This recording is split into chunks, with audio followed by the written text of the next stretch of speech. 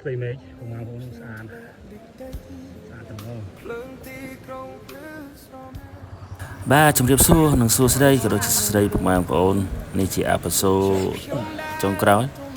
ឬក៏អេពីសូតទី3អេពីសូតចុងក្រោយដែលស្នាក់នៅវាស្រល់មួយយប់បាទជាមួយទេសភាពស្រស់ត្រកាលពុកម៉ែបងប្អូន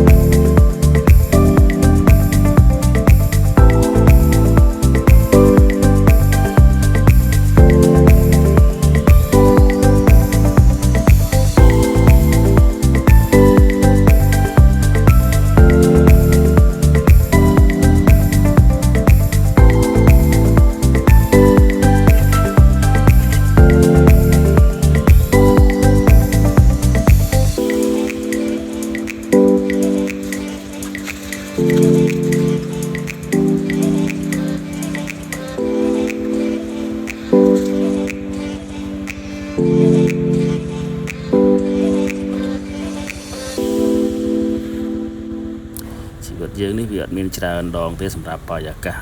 បែបនេះព្រោះដោយសារយើងត្រូវការឆ្លៀតពេលវេលាចំណាយថវិកាឆ្លងកាត់ឧបសគ្គជាច្រើនហើយសម្រាប់នេះគឺខ្ញុំប្រឡំឡើងគឺខ្ញុំសវ៉ាតហើយគឺរឿងដាំទឹកដាំអីហ្នឹងគឺម្ហូបអាហារទ្របពោះសិនហើយសម្រាប់ខ្ញុំនេះគឺហូបកាទៀវខ្ញុំយកមកកាទៀវយកទាំងមីទាំងកាទៀវគឺខ្ញុំយកមកពីកញ្ចប់ហ្នឹងហើយ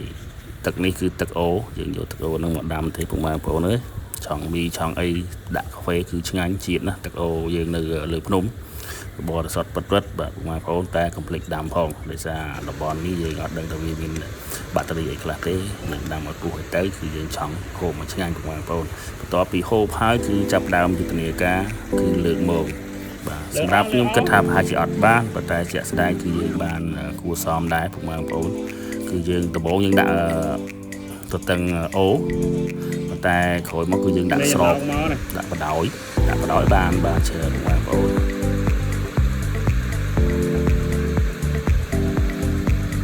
បង្ហាញđiមើលច្រើនឡាយ៉ាជួយអើម៉ាខ្លាំងថាច្រឡំចូលឆាត GDP អីណាឲ្យវាម៉ែកចឹងមកនេះមិនได้អាយទេបងប្អូនណានេះគឺត្រីដែលនៅវាស្រល់លើភ្នំតបជាង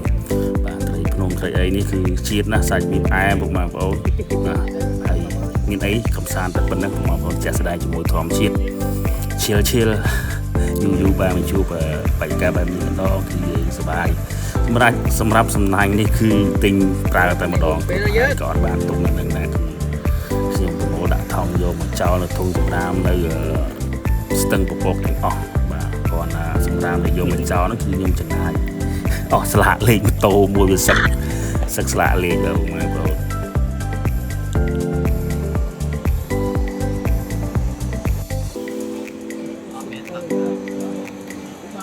ពុកម៉ែបងប្អូនណា